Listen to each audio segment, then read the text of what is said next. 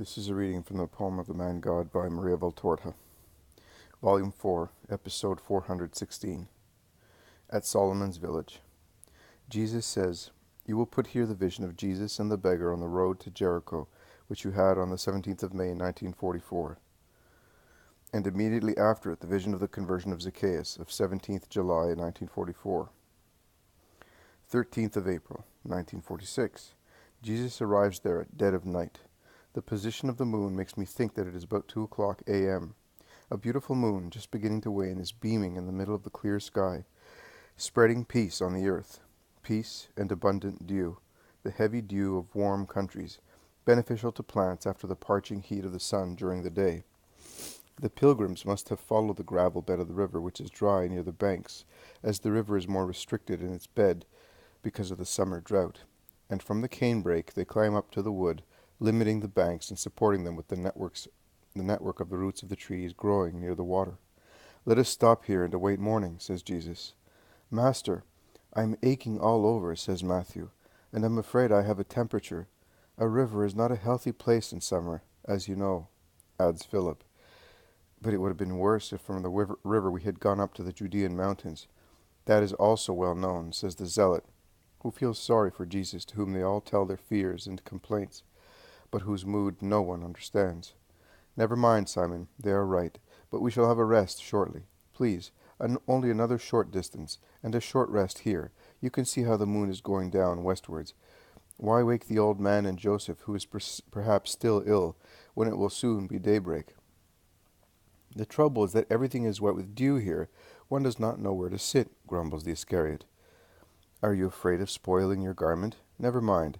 After these forced marches among dust and dew, there is no strutting about in it. In any case, kind Helkai would prefer it as it is. Your Greek frets, ha ha! Those at the hem and round the sleeve are hanging in ribbons on the thorny bushes of the Judean desert, and the one round your neck has been ruined by your perspiration.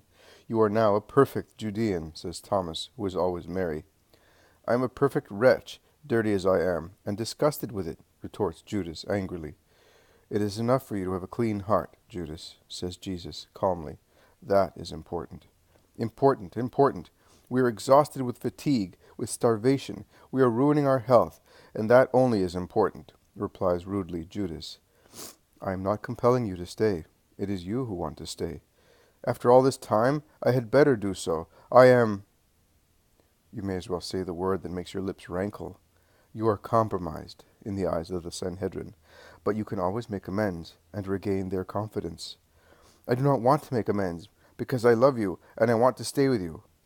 "In actual fact, you say so in such a manner that rather than love it sounds like hatred," grumbles between his teeth Judas of Alphaeus. "Well, every man has his own way of expressing his love. Of course, there's also who loves his wife but kills her with blows. I would not like that kind of love," says James of Zebedee, endeavoring to put an end to the incident with a jest, but no one laughs. But no one, thanks be to God, replies. Jesus advises, "Let us go and sit down on the threshold of the house. The eaves are wide and will protect us from the dew, and there is a footing at the base of the little house."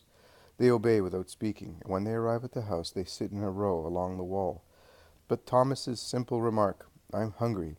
These night marches make one hungry," revives the argument. "Marches don't come into it. The fact is that for days we have been living on nothing," replies the Iscariot. "Actually, at Nike's and at Zacchaeus's we had good meals, and Nike gave us so much food that we need to give it to the poor. Otherwise it would have gone bad. We have never been short of bread. The caravan guide also gave us bread and butter," remarks Andrew. Judas, who cannot contradict, is silent. A cock crows in the distance, greeting the first sign of daylight. "Oh, good. It will soon be dawn," says Peter, stretching himself, as he had almost fallen asleep. They wait for daybreak in silence. A bleating in a sheepfold, then a harness bell in the distance on the main road, poles apart from them, the nearby cooing of Ananias' doves, the hoarse voice of a man in the canebrake. It is a fisherman coming back with his night catch, and he is cursing because it is scanty. He sees Jesus and stops. He hesitates, then says, "If I give it to you, will you promise me plenty in future?" "For profit or for your needs?" "For my needs. I have 7 children, my wife and her mother." "You are right. Be charitable, and I promise you that you will not lack what is necessary. Here, then, there is also the injured man who is not recovering despite treatment. May God reward you and give you peace, says Jesus. The man says goodbye and goes away, leaving his fish strung through the mouth with a willow twig.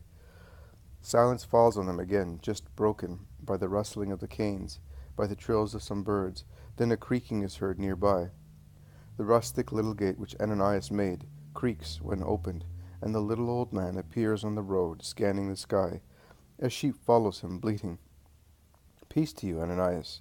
Master, but how long have you been here? Why did you not call so that I could open the door for you? Not long. I did not want to disturb anyone. How is Joseph? You know, he is not well. Pus runs out of his ear, and he suffers from headaches. I think he will die. That is, I thought. You are here now, and I think that he will recover. I was going out to get some herbs to make a poultice. Are Joseph's companions here? 2 of them. The others have gone ahead. Solomon and Elias are here. Did the Pharisees annoy you? Immediately after you left. Not afterwards. They wanted to know where you had gone. I said to my daughter-in-law at Masada, did I do the wrong thing? No, you did not. And have you really been there? The old man is anxious. Yes, I was there. She is well. But did she not listen to you? No, she did not. We must pray very much for her, and for the little ones, that she may bring them up for the Lord, says the old man, and 2 large tears stream down his face, to say what he does not speak. He concludes, Did you see them? I can say that I saw one. I got a glimpse of the others. They are all well. I offer my renunciation and forgiveness to God, but it is so grievous having to say, I will never see them again. You will soon see your son, and you will be in peace with him in heaven. Thank you, Lord. Come in. Yes, let us go at once to the injured man. Where is he? In the best bed. They go into the well-kept kitchen garden, and from it into the kitchen, and from the kitchen into the little room. Jesus bends over the sick man who moans in his sleep. He bends and breathes into the ear, enveloped in lint, already impregnated with pus. He stands up and withdraws noiselessly. Are you not waking him? Asks the old man in a low voice. No, let him sleep. He is no longer suffering. He will rest. Let us go to the others. Jesus sets the door ajar without making any noise and goes into the large room where there are little beds purchased the last time. The 2 disciples, being tired, are still sleeping. They keep vigil until morning. I keep watch over him from morning till evening, so they are tired. They are so good. The 2 must be sleeping with their ears cocked, because they awake at once. Master, our master, you came just in time. Joseph is cured. I have already seen to him. He is sleeping and does not know. There is nothing wrong with him now. All he has to do is to purge himself of the pus, and he will be as healthy as previously. Oh, in that case, purge us as well, because we have sinned. How? In order to assist Joseph, we did not go to the temple. Charity makes every place a temple, and in the temple of charity there is God. If we all loved one another, the whole earth would be a temple. Do not worry. The day will come when Pentecost means love, a manifestation of love. You have celebrated, anticipating times, the future Pentecost, because you have loved your brother. From the other room, Joseph's voice is heard calling, Ananias, Elias, Solomon, but I am cured. And the man, thin and still pale, but no longer suffering, appears, covered only with his short tunic. He sees Jesus and says, Ah, it was you, my master, and he runs to kiss his feet. May God grant you peace, Joseph, and forgive me if you suffered because of me. I glory in having shed my blood for you as my father did. I bless you for making me worthy of that. Joseph's simple, plain face shines with joy uttering these words, and looks noble with the handsomeness which originates from an interior light. Jesus caresses him and says to Solomon, Your house serves to do much good. Oh, because it is yours now. Previously it served only for the sound sleep of the ferryman. But I am glad that it has been useful to you and to this just man. We shall now have some good days here with you. No, my friend, you will leave at once. We are no longer granted any rest. This period of time will be a real test, and only those with a strong will remain faithful. We shall now break bread together, and then you will leave at once, going along the river, preceding me by half a day. Yes, master. Joseph also? Yes. unless he is afraid of new injury. Oh, master, would to God that I had to precede you in death, shedding my blood for you.